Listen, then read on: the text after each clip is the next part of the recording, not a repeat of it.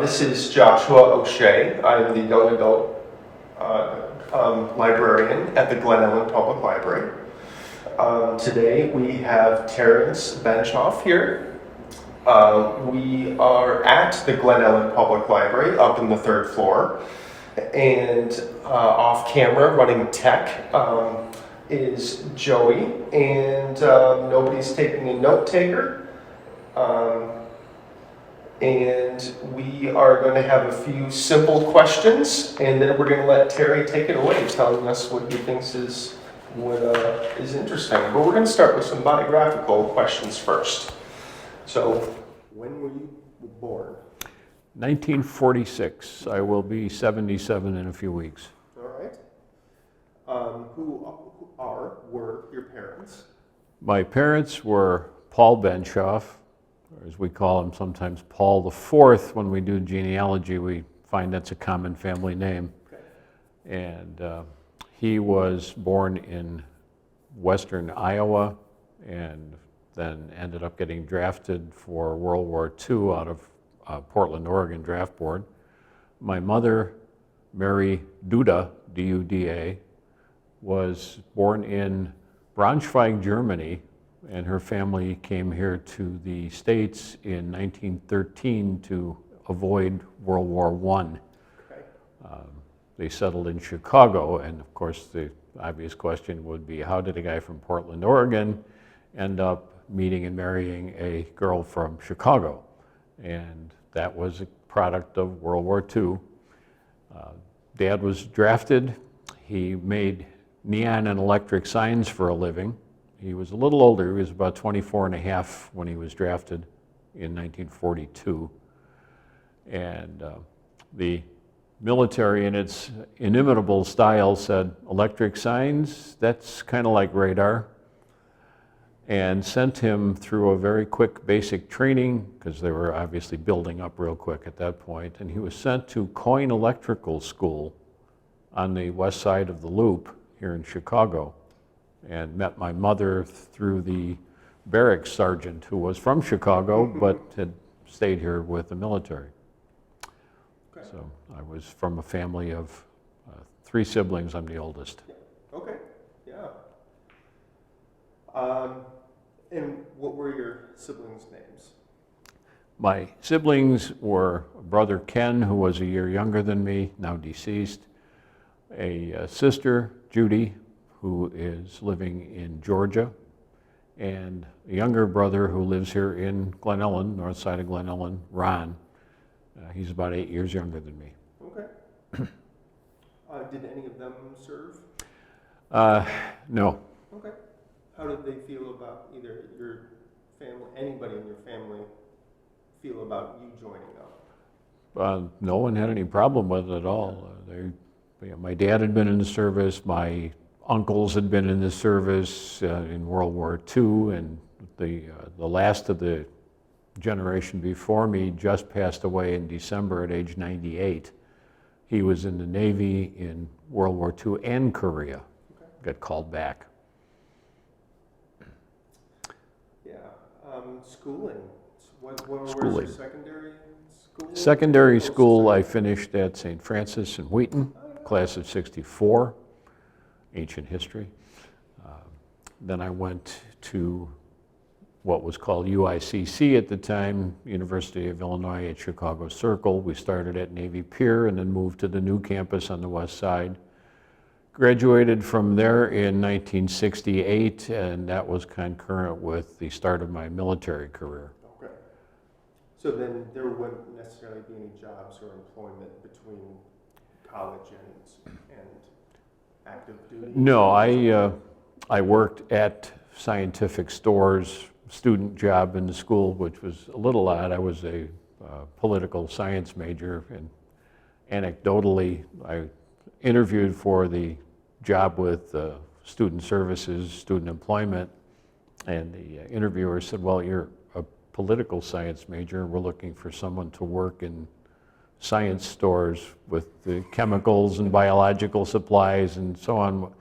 What would you do if a jar fell off a shelf and broke all over the floor and chemicals? And I said, run like hell. And she said, you're hired. All right. So, You hired the right person for the job. Yeah. And learn the skill. I don't know. Yeah. graduated in, as I said, '68 with a degree in political science. Okay. And then was that just a direct funnel? 1966, my sophomore year, actually the spring of '66, I signed up for ROTC. And the reason for it at the time was the Vietnam War was heating up. A lot of people were getting drafted. I was subject to the Wheaton Draft Board. I had signed in as appropriate when I turned 18. And I had a lot of friends in ROTC, and also discovered from friends, colleagues, and so on that the Wheaton Draft Board at the time was giving farm deferments and were drafting college kids if they failed to keep up their grades and or took a semester off, they were gone. I noticed I didn't have a farm, so that wasn't going to work. And then just a practical thing, a lot of the kids were getting drafted and going to NAM. And whatever your rank was, whether it was a private or a general, same bullets. Sure. And the pay differential and the control over your life, at that time, an enlisted man, a private, was getting $95 a month. Officer, second lieutenant, was getting $495. I figured, okay, I can control my life better. I got all these buddies in ROTC. They had a program, if you hadn't started in ROTC, in the old days, by the way, old meaning back in the 50s and early 60s, in a land grant college like the University of Illinois, you had to take ROTC. It was required the first 2 years, but you didn't have any commitment beyond that. So, because I didn't take it the first 2 years, I had to make up for that and joined the ROTC in the summer of '66 and went to Fort Knox, Kentucky for a 6-week modified basic training with the Smokies, the drill sergeants. And that was to take the place of the first 2 years of ROTC. And then I was in the regular ROTC program. I had a second summer camp like all the rest of the guys who were in the 2 advanced classes, that's junior, senior. And that was at Fort Riley, Kansas. Again, a 6-week period in the summertime. So that was my initial training. And then in June of '68, in ceremonies at the school, at the Student Union, and then followed at the old Chicago Stadium, we had the college graduation, and we were commissioned on June 16th of '68 as second lieutenants. Wow. I was initially being commissioned as an armor officer, because you chose a branch, and if they needed people in that branch, they assigned you to that one. But by that time, we were on quarters instead of semesters. By the last quarter of senior year, the cadre members pulled a few of us aside who had already been accepted for law school and said, because the Uniform Code of Military Justice was just recently changed, instead of any people who've seen old war movies, you had a lawyer who was with the Judge Advocate General's Corps, who was assigned to a court-martial as the legal advisor to a panel of regular officers, non-lawyers, who were supposed to run the trial of a court-martial, decide evidence issues, decide procedure with the advice of the attorney. Well, they changed that, trying to civilianize the system a bit more. Okay. And under the new change, they would have a judge who was a member of the Judge Advocate General's Corps, who was assigned to report to other judges, did not report to any local command. There was a whole chain of authority for judges, and it was a tour. You did 3 years as a judge, then you moved to some other assignment. And if they had a prosecuting attorney who was a lawyer, which was common even in World War II, especially for bigger crimes, then the defendant was entitled to have a licensed attorney as well. Sure. Because the old system, basically, to not really be making fun of it, but in reality, the greenest second lieutenant usually got assigned as the defense counsel.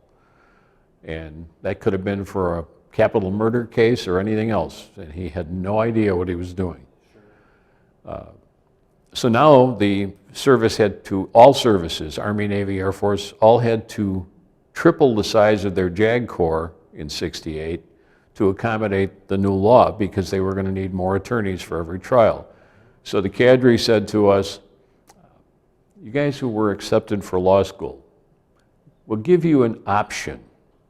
Of course, you always cringe in the military when somebody says you're getting an option, but at any rate, they said, because we have to triple the size of the JAG Corps and you're already getting your commissions, we will either let you go on active duty in your basic branch and let the chips fall, and if you have a chance to get to a law school later, after you've done your active duty, or if you're in a location where there's a law school and you can actually go for a semester or a year, fine.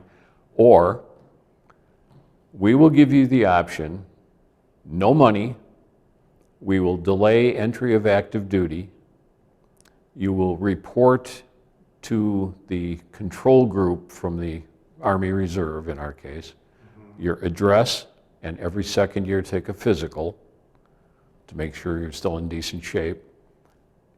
You do law school on your own with no funds from us, and then when you're finished with law school, you take the bar exam, and as soon as you're admitted to practice somewhere, then you contact the career management office of the JAG Corps, which was located in Virginia outside of Washington, D.C., and they will then bring you on active duty as a judge advocate, military lawyer, and as a captain, so you get an instant promotion, and then you go on active duty. Okay. And it was one of those, let's see, I go play in the dirt as an armor officer or I go to law school. Sure. Tough choice. Let me think about this for a half a millisecond.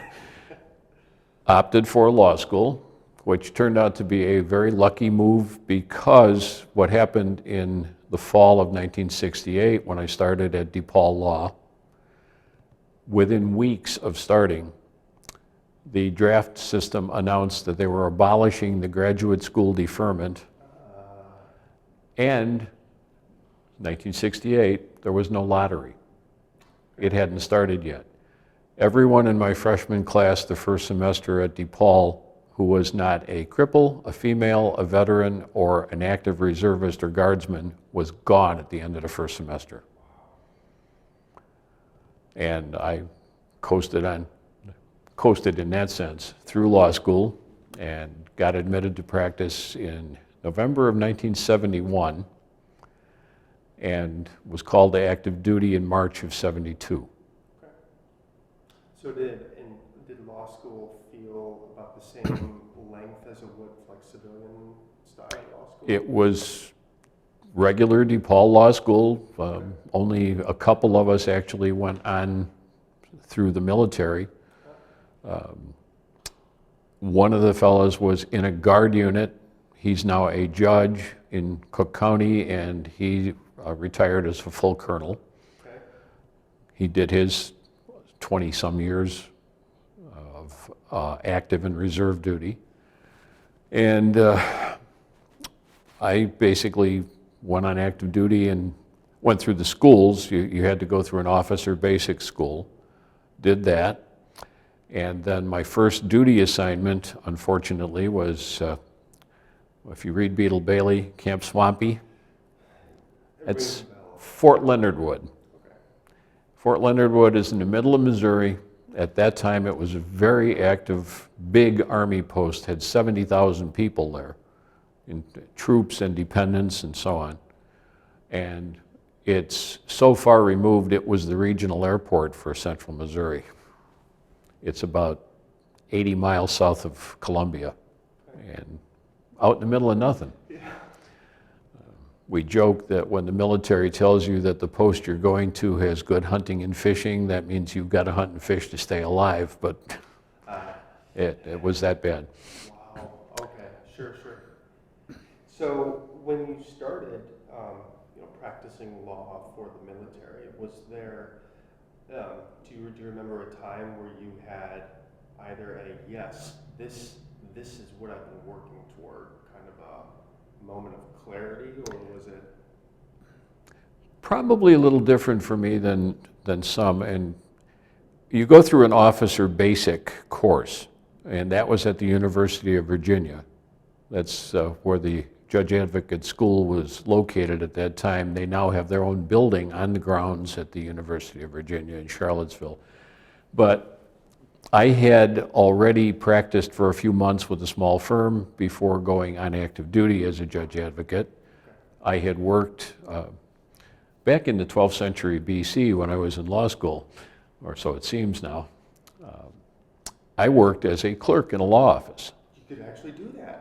Now they call them paralegals, and they have to be trained and licensed. But I'd go to school in the morning at DePaul and go to a small firm, 5 attorneys, in the loop, and learn where the courthouse was and how to prepare pleadings and file them and do research. The partner, one of the name partners, was the guy who wrote the continuing legal education book on Illinois land trusts, and I did a lot of the research for his book as a clerk.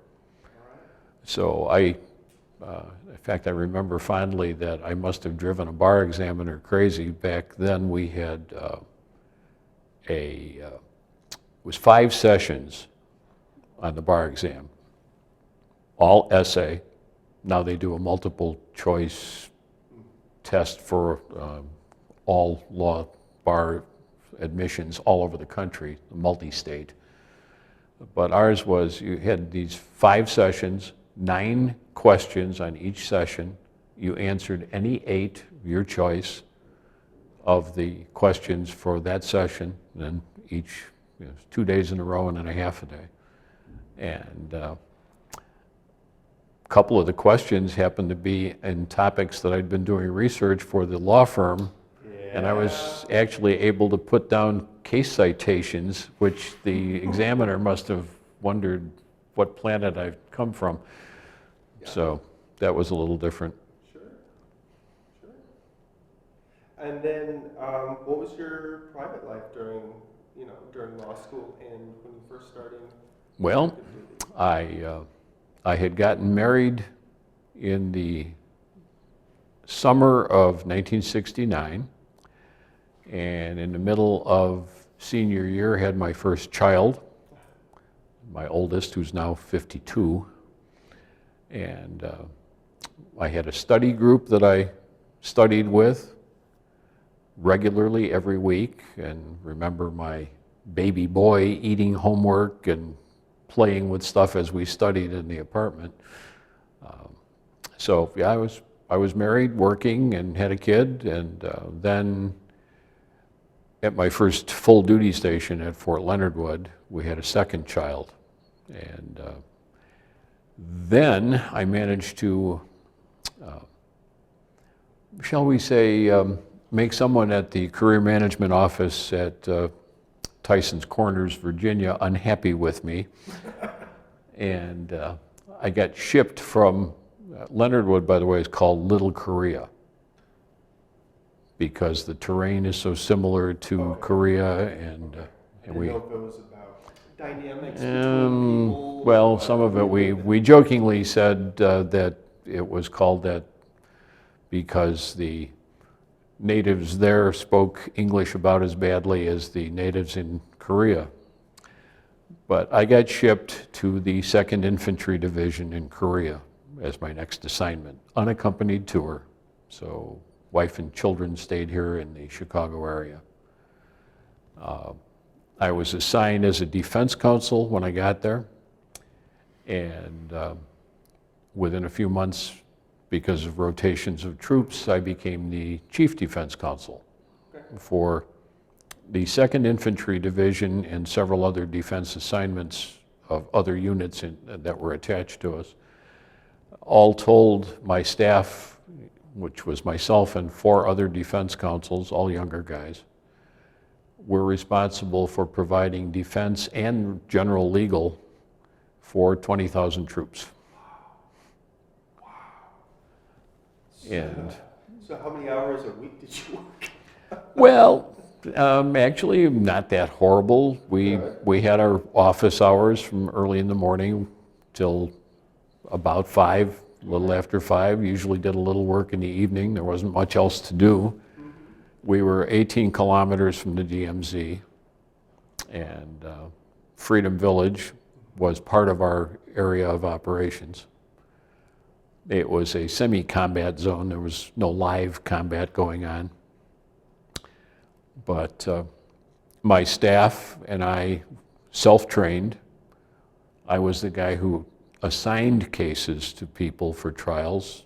When I got there, I had, within 2 weeks, I was handed 40 cases for court-martial. Not all of them went to court. Some of them went out on administrative. But I was supposed to be there for a year, 12-month tour. I ended up 11 months and 5 days. And there was a reason for that.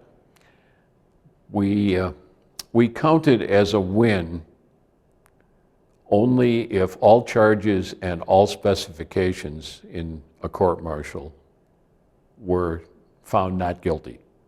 As opposed to either something being dismissed on a technicality or winning 4 and losing 1. Okay. Theory being, as far as our defense team was concerned, if the guy goes to jail, it doesn't matter if he lost on 1 or 5. He's still going to jail because he was found guilty. So the 5 guys who preceded me in my tour had won a total of 4 court-martials. And to give you an idea of the scope and how many we tried, I personally tried 49 court-martials while I was there in 11 months. And I tried 100 administrative discharge boards, and then did legal assistance work for troops too. Yeah. So you had your Plus soldier stuff too. Yeah. Yeah, we were busy. Now the young folks who are in the JAG Corps are concerned when they have to try 8 or 10 court-martials in a year. Part of that's because they eliminate people on administrative discharge boards if they're minor offenses. We had court-martials for darn near everything. I had one that the guy was charged with having the wrong shoelaces for his gym shoes for the morning run. A regulation violation. And my staff, I won 10 total acquittals. My staff won 40 total. So we were, as we would call it, the skunk at the church picnic. Sure. The command wasn't overly amused with how many times we were beating people up in court. My nickname was Dr. Warmth because our staff, with the exception of the judge advocate, who was the lawyer to the commanding general and in charge of our office, he was regular Army. His deputy was regular Army. And the rest of us, there were a total of 13 attorneys and a warrant officer in that office. Other than those 2 guys, all of us had been sent there because we had honked off somebody in the States. Okay. But the problem with that kind of a theory from the standpoint of the higher-ups in the JAG Corps is we all basically operated on the basis of, what are you going to do now, send me to Korea? Yeah, And they would not send us to Vietnam. I know that probably is something that most people have never heard of, but with the JAG Corps, the military does what they call a levy. And it's basically, okay, I need 5 volunteers, you, and you. And that's how I was sent to Korea, on a levy to Korea. They did one levy for Vietnam in the mid-60s when things were heating up. And they never had to do another one again. Because they just had enough. They always had enough volunteers because going to Vietnam was a career enhancer if you wanted to stay in the JAG Corps and make the Army a career. Because while you were there in Nam, you got a combat patch for your uniform because the whole country was a combat area. Everybody got a Bronze Star, not with a V device for valor, but the basic medal. You got the overseas stripes on your uniform. And so you had all that hardware, plus it wasn't as bad as the North Korean general, if you've ever seen them. No, I know exactly. Medals everywhere. It feels like chainmail. Yeah. And you had overseas and combat tour. So if you were going to stay in the Corps and advance, well, that was a plus. Sure. Also, for the guys who, and I knew a few of them, who weren't married, they did their unaccompanied tour in Vietnam, then they didn't have to worry about it if they got married. They weren't going on any other unaccompanied tours for a long time into the future. Okay. So did that also mean that your time in Korea also meant that you wouldn't have to leave? Our tour, it was interesting. It was considered the worst tour worldwide in the JAG Corps. We jokingly called it the Judge Advocate General's Correctional Training Facility. Improve our attitudes. So you got your first choice coming back. My first choice coming back was Fort Sheridan. Okay. And the fellow from Career Management, who later became the Judge Advocate General of the Army, was there asking us about our upcoming assignments when we left Korea, and he said, "What do you want to go to Fort Sheridan for? There's nothing there." And I said, "Well, I can send resumes from there." Yes, indeed. All right. So, strategy. Yeah. And I said I only did 11 months and 5 days. Well, the reason for that was kind of a interesting one. I represented 6 kids from the Adjutant General's office on post. The Adjutant General in the military is the paper pusher. They do the orders, they do the assignments, they do all that kind of paper stuff. I represented these kids on marijuana charges. Oh, yeah. And I got acquittals for the first 4, and then they dropped the next 2. And so when I put in my papers for DEROS, as they call it, going back to the States, I'm sitting in my office, which was next to the helipad, noisy, and my phone rings, and it was one of the kids, and he said, "Sir, did you get your orders?" I said, "I just opened them. What did you do?" Because I was getting a 30-day drop, which was kind of unheard of. Okay. Commercial flight home instead of the cargo bay of a... Sure, just show you in with all the boxes. Yeah. Extra hold baggage, so anything I bought, I was getting shipped free by the government. And a couple other little amenities like that. And he said, "Oh, it's okay, sir." The boss, the guy who was in charge of travel orders and so on, he was so happy with what you did for our office that he approved it. All right. So there are little perks that come with doing a job for your troops. Sure.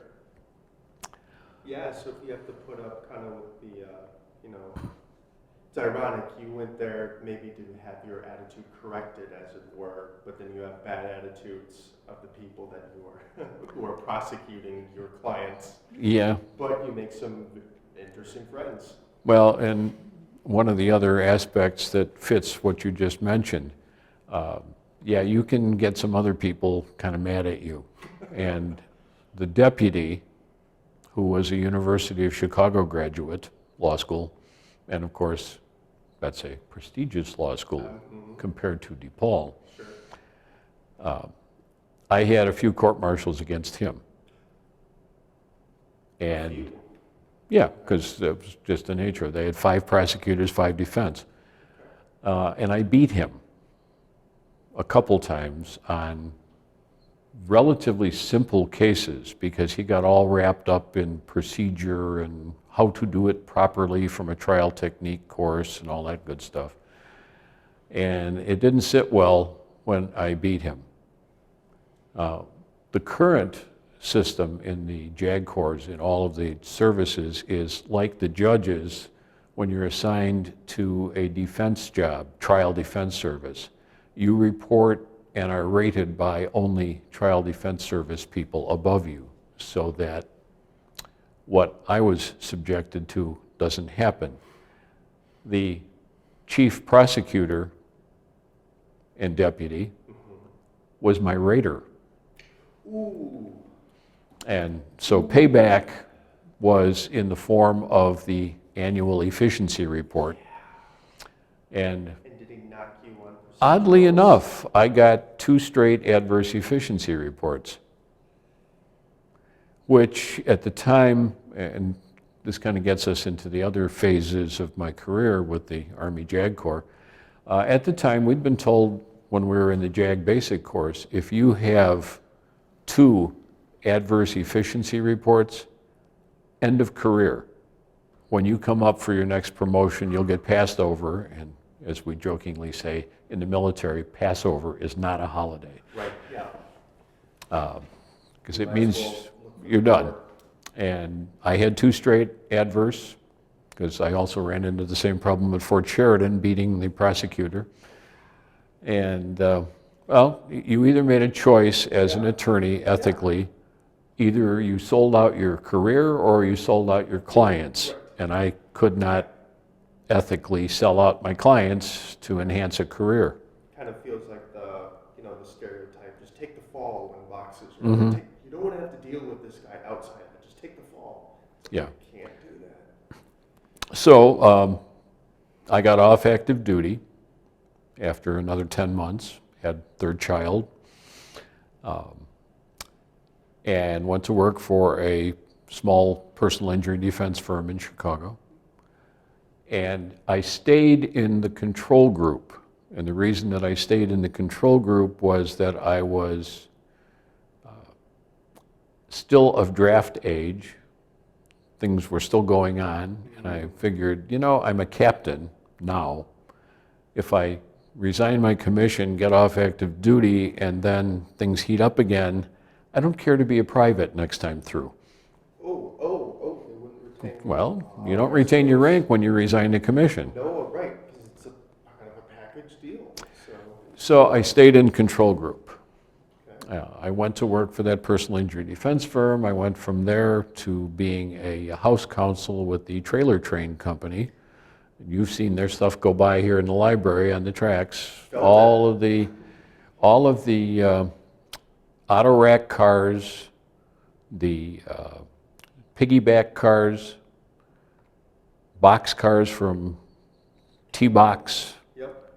T-Gons, the gondola cars, that was part of their 100,000 car fleet. And I was a house counsel and doing a lot of their multi-state tax work there. While I was doing that, let's see, we were up to 4 children by then. Okay. And living here in Glen Ellyn. Okay. And at that point in time, what took place next was DePaul sent out a brochure to a lot of the alumni that they were starting a Masters of Law in Taxation program. And it was, because it was postdoctoral, we had a JD from law school, that it would be considered full-time doctoral and postdoctoral, and therefore 5 hours would qualify for full GI benefit. And I said, let's see, they will send me money, tax-free, I'm doing tax work, I can go to school nights, and pick up $2,500 a semester tax-free, and the tuition was $500. Stay in the same home, Yeah. still doing all my family And stuff. I could deduct the tuition because it did not qualify me for a new profession or trade. All right, So I said, well, done. I'm on. Okay. Now, during that time period that I'd been working up till then, I was still in the control group, doing nothing, no active military involvement. When I started that course in night school, the second semester, the professor for tax civil procedure, who was an attorney for the charitable foundation part of Amoco Oil in Chicago, would have us, about 3 of us each class session, introduce ourselves to the rest of the class and tell what our current and last 2 jobs were. So when he finally got to me, he did that routine, and I said, well, I'm currently working for Trailer Train Company. I was, prior to that, I was working for this law firm in Chicago. And before that, I was an active duty judge advocate in the Army. And he said, really? In my other life, I'm colonel. I'm the commander of the 7th Military Law Center, Reserve Unit, and I need people like you because all I have is draft dodgers. And I said, no. Because you'd be stepping in to clean up a mess?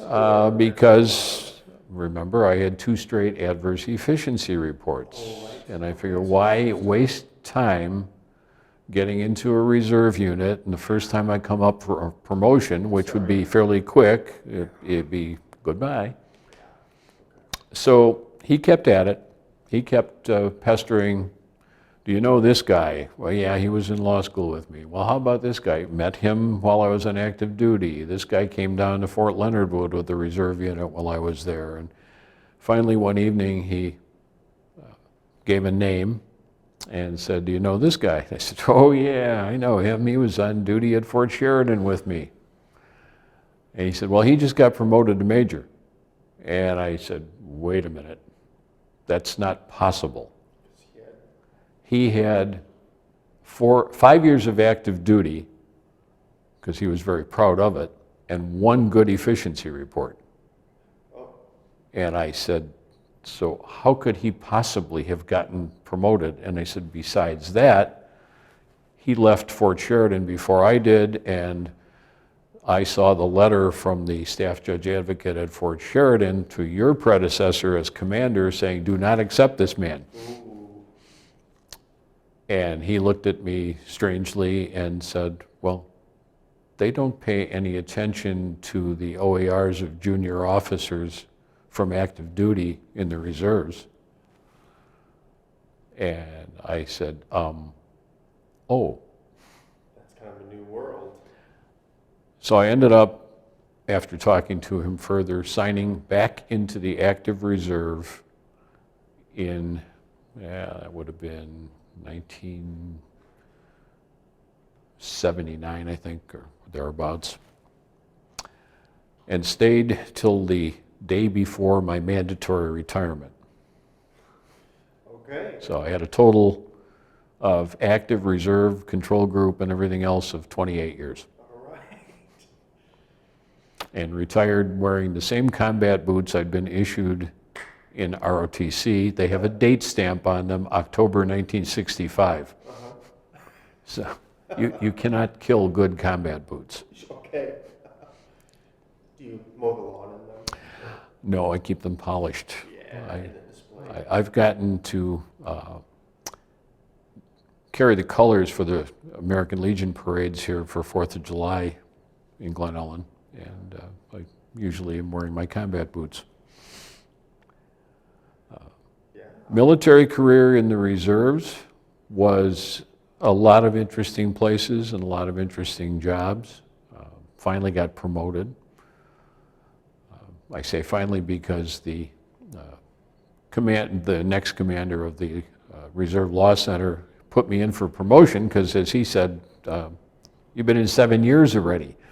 You should have been promoted a long time ago to major, and I was doing my basic advanced course for the JAG Corps. And we were told then that, oh, well, the reserve command adjusted my date of rank backwards because I had all that time that I was just in control group. And he wasn't very happy with that idea, so he told the technician to find a major's slot, put me into that slot so they could then promote me on a slot promotion rather than waiting. Sure. Then I ended up with command of small detachments. I went to a variety of different assignments in the reserves, in Fort Bliss, Texas, a couple times, Fort Bragg, North Carolina, Fort McCoy, lovely place, the Fort Knox, Kentucky a few times, twice to the 21st Theater Area Army Command in Kaiserslautern, Germany. There was a little funny thing to that. Reserve units are under what, at least at that time, was called capstone. In the event that the proverbial balloon, not the currently, goes up, then these reserve units were attached to a active headquarters to plus them up. Now, our capstone was to Germany, and if the parent unit for that project requested you, and they were supposed to do it every 3 to 5 years, you would then do your 2 weeks of summer training or winter with that unit. So we were asked for, and a 9-man detachment of us, and I was the commander of the detachment, went to Kaiserslautern, Germany with the 21st AACOM. And we were going over in April of '92 when the flood took place in Chicago. Yeah. And we were supposed to send our little 1-paragraph biography so that they would know what our civilian background was and assign us accordingly. And so I got there, and I was told that I was being assigned to the Kleber Kaserne. All of these were old German World War II Nazi army camps that we'd taken over. Right. And this was a legal assistance post, and I met with the civilian attorney who was a reserve colonel at that particular location, and he said, I see that you have a tax background, because I had my LLM in tax. He said, that means there are now 2 of us in Europe who are tax qualified. And this was in April, even though that they get an automatic extension to June. And he handed me this big manila folder, about 1 inch thick, and he said, this is the 3 stars tax return. He's retiring Friday. Can you get his taxes done by then? Which I did. Okay. And so all I got assigned in the 2 weeks that I was there were higher ranking officers and sergeants' tax returns that were more complex. And then, as things are in the military, magically, the following year, I had a request from the same unit to come there in April again. Sure. Yeah, you do the extra and the weird work, and maybe it comes back in a good way. So there was that one, and then in the late 80s, before that, I had been with the units in the Chicago area, was kind of looking for different employment at the time, didn't have any good prospects, and there was a project that was coming up that ended up being classified. They couldn't tell us anything about it. We knew it was going to be an overseas assignment, and bottom line was I ended up as the task force judge advocate replacing a guy working out of a tent city in the middle of Honduras. There was a road building project going on with Army engineers doing the road building, which they loved, by the way. It was, instead of going to Fort McCoy digging a hole and filling it back in, Right, you actually go to get to... they were building a road. Yeah. The Honduran government was supplying the materials, and we were supplying the labor and the expertise. I was there for 100 days as the law decided the Pecos. Okay. So did that job. Another one of those little twists, third day in country, one of our vehicles hit and killed a Honduran civilian.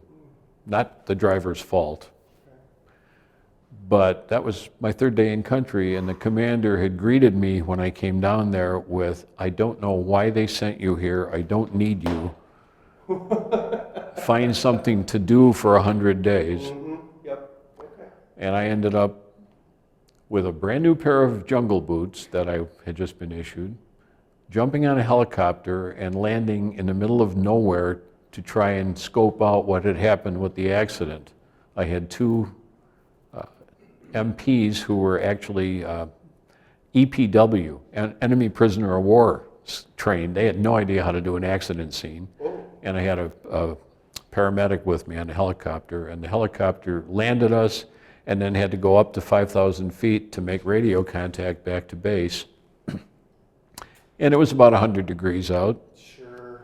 And pretty soon the vultures literally were circling overhead. And since I have a, as you've probably grasped already, bizarre sense of humor, I told my colleagues on the ground who were looking at those vultures circling around up above us, I said, "Don't worry about it, they won't come down." Professional courtesy. Yeah, yep. Lawyer at an auto accident case. Yeah, yep. But we finished getting this guy out of Honduran control, went back to camp that evening. The commander was thanking everybody for the job they did on this rather serious mess. This was a Joint Chiefs of Staff assignment. And he finally got to me and he said, "Well, Judge, you did a pretty good job for me today. I'll keep you till at least Friday." He later, because we had another fatality involving one of our vehicles, killed a civilian. He later pulled me aside and said, "I didn't care much for judge advocates. They never did anything for me." And he said, "Working with one that does something other than say no and shows me how I can get my work done, I will make sure that you are adequately rewarded for it." And I got a, as we call it, a top block senior rater from him, which he rarely gave out. And then he had me come back to Fort McCoy to write his after-action report to the Joint Chiefs. Well, after the first 2 weeks that I was down there, when we rotated the engineers in again, I got a note from Fort Sheridan, from the 4th Army Judge Advocate. 4th Army was located there at the time. And the note said that you did a great job. FORCECOM is happy. Forces Command, that was above them. And the stuff you sent to the Joint Chiefs, I had to write the report, was great. And we noticed that the assignment for the Command Judge Advocate for the 85th Division in Arlington Heights will be coming open in October. And since you're down there in Honduras for the next couple months, we felt that you might not be made aware of it and not have a chance to apply for it if you were interested. And so if you are interested, please just send us a note back with this transmission stuff that we had going on, and we'll put your packet together for you. And I'm looking at that and I said, wait a minute. The packets for who gets that assignment go to them. They're going to put the packet together for me to send to them. Okay. Message received, sir. Yeah. And again, by magic, I got the job. All right. So they do that kind of a system. I had another assignment that I thought was really great. The military, the Army JAG at least, went to what they call operational law, which was to combine all of the various aspects of military law to advise commanders. Sure. And they were doing a presentation on this new concept of operational law to the some of the heavyweights within the JAG Corps. And they were asking for one representative for the reserves, one representative for the National Guard, and I was encouraged by my command to put my name in for that particular job because of my experience in Honduras. And I got selected. The deputy at Forces Command called me to tell me that, and I said, well, I'm quite grateful. I'm honored. And he said, well, you know, your paperwork came through, and the SJA, who was the guy that I first ran into down at Fort Knox, Kentucky, when I started back on active reserve duty, he was now the Forces Command Judge Advocate. And the deputy said, yeah, you were selected because he saw your name on that thing, and he said, he pulled our butts out of the fire in Honduras. All right. Boom. And here I am speaking in front of the whole mob at Charlottesville. Yeah. So, you know, there were those good points. Yeah. And I enjoyed the career. I got to do a lot of teaching of military law to our reserve units. Okay. Okay. Didn't do it Army style, Okay. because their style of teaching is very boring. Sure. And you actually want to have some fun when you're doing it and have your students connect with it, right? Generally found that the best way to teach people the boring topics of military law were to pick out somebody in the class and use them as the example. Sure. Sometimes it was easy. I was teaching one time in our reserve unit in Peru, Illinois, and sitting in the front row in front of me was Sergeant Crook. Well, that was a no-brainer. There's my example for all the class. You could always pick on the supply sergeant. Nobody ever liked them. And I roved through the class. I didn't stand at a podium. I would go out. Okay. Okay. So at Arlington Heights, it even got to the point where we'd have a mandatory military law class, and I'd have the commanding general and the two deputies sitting there in front, because they wanted to see what I was going to do. Yeah. Yeah.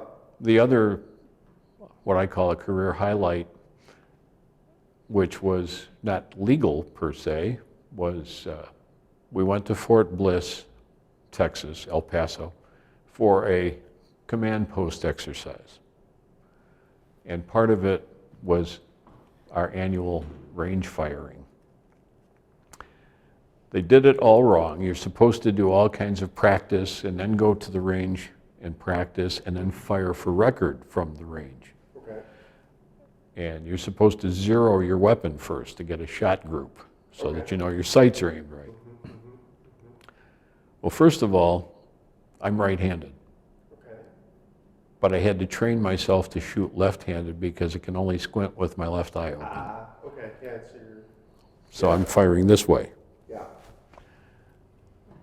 They gave us 5 rounds, 5 bullets, to zero the weapon.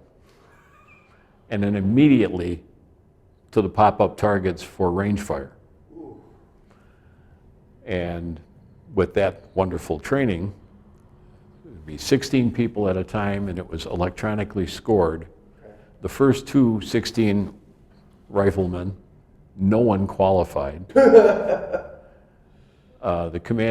deputy commanding general, who was an attorney in his civilian life, was at the range with us. He was getting rather lathered up because no one was qualifying. So we go out on the range, we start, I'm in the very far left position and firing M16s. And the targets are pop-ups. They can be 1 to 3 at a time. Okay. And they're 50 to 300 meters. Okay. And you have to, as they say, acquire a target and then shoot.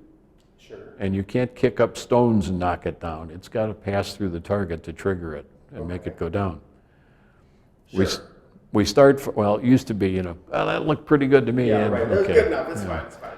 Yeah. We start firing and a thunderstorm comes up, which is an oddity for El Paso in the summertime. But then again, when you're out there on the range in a steel helmet, they pulled us off the range. Okay.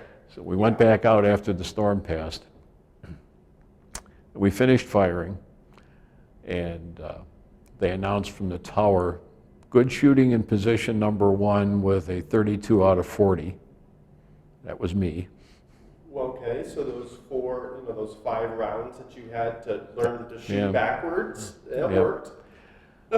And the deputy commanding general is standing in the middle as we come off the range. The way you come off the range is everybody walks to the middle and then off. Okay. So he's standing there. Who was in position 1? Who was in position 1? We finally got some qualifiers. I get down close to the center, and he's still looking, and I wave, Yeah. and he does a face palm and said, "Oh God, not the Jag." He's never going to live that down. And worse, the top 3 were the Jag, the engineer, and the signal officer. Number 4 was the special forces officer, who was embarrassed to death. Didn't want to look anybody in the eye, probably. And then, because again, my sense of humor, the next day we're cleaning the weapons in the orderly room, and he's sitting next to me, the special forces guy, and he's muttering, "I don't know how I could have been outshot by the Jag." Yeah. And I said, "Well, Fred, it's fairly simple. The target comes up, you knock it down." The target, that's how I did it. I wasn't sure if he was going to take that well, Right. but after that he was like my puppy. He followed me everywhere. And the command, and this is again a thing about the military, when you're in these professional branches, you're not a real soldier. Oh, of course not. I figured that was going to come up at some point in this interview. Kind of that, maybe a little bit of Yeah, attention. you got long hair or longer hair. You have, I don't have any now, but after that, then it was from the command right up to the commanding general. Yeah. Well, he's a good lawyer and he's done a really good job teaching and all that, but he's got soldier skills. Okay. And every time we would go to the range, we used to go to Joliet because they had, at the arsenal, they had a big military thing there.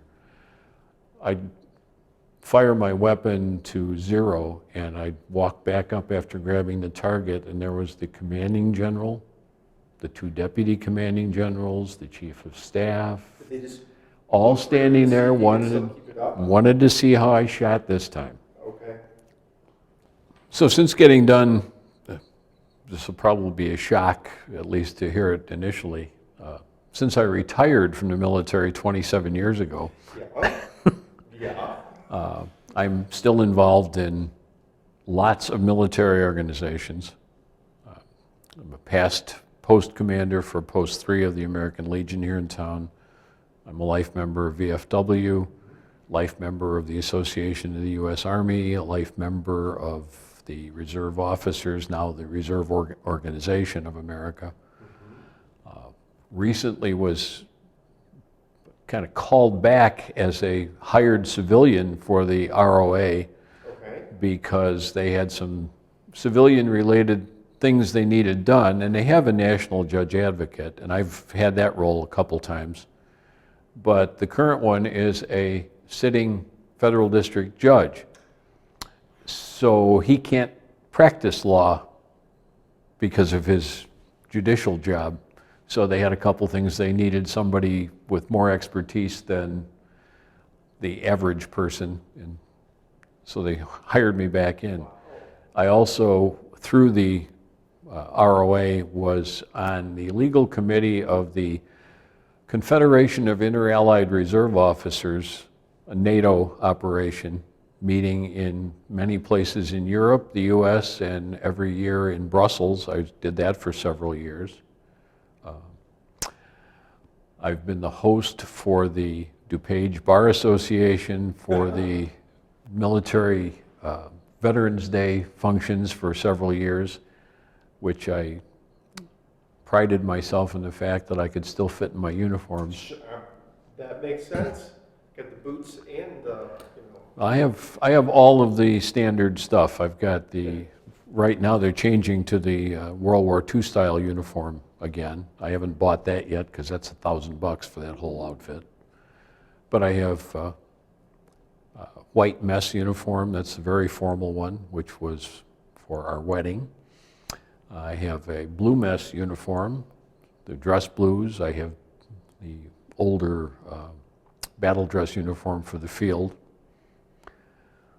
And my colleagues at the Bar Association, the usual comment is, how the hell do you still fit in a uniform? Right, yeah. It must be getting in all the planes and flying all over. A lot of work in the gym. Sure. Yeah. Still full-time active practice. Wow. Right. I know that through some of our correspondence, just getting this interview, you were mentioning that you have active clients, you have a few cases that made it a little bit difficult for us to find the time. So it does sound like your retirement is ironic term. I think my late father summed it up real well. He said, retired, that means tired again. Yeah, sure, yep. So, yeah. I couldn't conceive of being fully retired. Sure. I don't know what I would do. Yeah. I still, my wife is a past state officer and regent, as they call the head chapter of the DAR, the Ann and Harmon chapter here in Glen Ellyn. Okay. And she and some of her friends from the DAR got me into giving speeches on military dogs, which I knew nothing about, but she said, well, you're military, you can figure it out. Yeah. So I've done dozens of those. Okay. And I've also done lectures on her father's little sojourn into Omaha Beach. So I'm fairly used to public speaking. And I really do keep full time. Yeah. I do my own landscaping and gardening for the most part here in Glen Ellyn. Yeah. Yeah. And been in the same house or just move around a little bit? Well, I've been married twice. Okay. First was in Glen Ellyn, Schaumburg for a couple of years while I was on active duty, then Glen Ellyn, then out in Geneva, and then back to Glen Ellyn again. Okay. And I grew up in the outskirts of Cloverdale, which is usually greeted with a, where the hell is that? Of course, yep. It is my house, and my aunt and uncle and my cousins live next door to us. Northwest corner of Schick and Gary, north of Wheaton. Okay. Kitty corner from Stratford Square Mall. Right. Which was a pig farm when I was a kid. Some sort of farmland out there. It was all farmland. When we moved out there in 1950, there was almost no one. Schick Road was gravel. Gary Avenue was 2-lane.